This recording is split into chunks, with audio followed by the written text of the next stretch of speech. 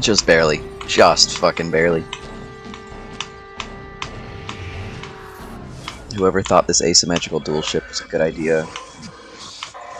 You have 24 hours before the bomb goes off.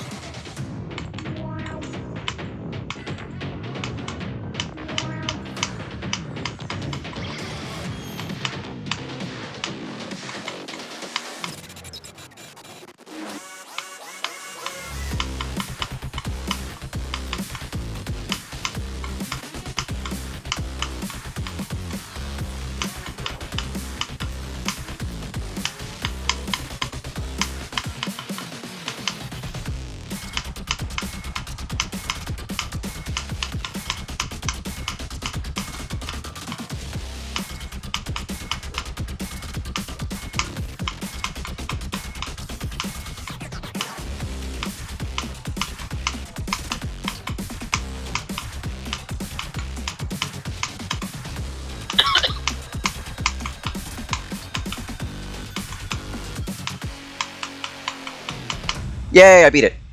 Nice. Ugh. Apache by Shock City. Yippee! Kept the others alive as long as he could. So if I don't think Gary did it, then what do I think happened? And to answer that question, let's look at Joseph Schoen. So in the news reports and even some of the police interviews after the disappearance, Joseph Schoen is painted to be just an upstanding family man who had a bit of a health scare, and then he was very complicit with the police and wanted to see these boys returned home safe. And that is not at all what he was. Joseph Schoen was the town drunk and had a habit for making a fool of himself and driving drunk and running his car off the road. He was a compulsive liar, and according to those who knew him, very annoying. Because he would drive drunk so often, it was a common sight to see his Volkswagen Beetle ran off the side of the road. And initially, it's a small community, people would go to help him out, but he was always hateful about it, never grateful, and just made their day worse. So eventually, it was not uncommon for his car to be left at locations for days at a time because no one wanted to talk to him.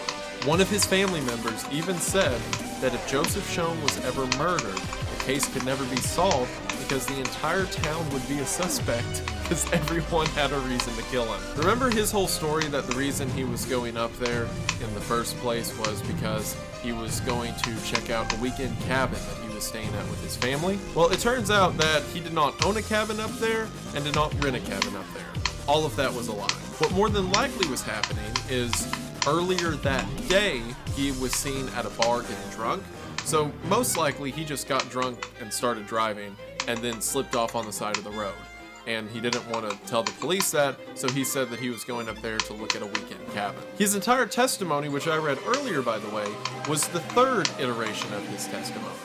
Or technically fourth. So the part about him walking into the lodge 8 miles down the hill in the early morning hours of February 25th is true. And if you'll remember, I said he got a ride home with some good Samaritans who were at the lodge.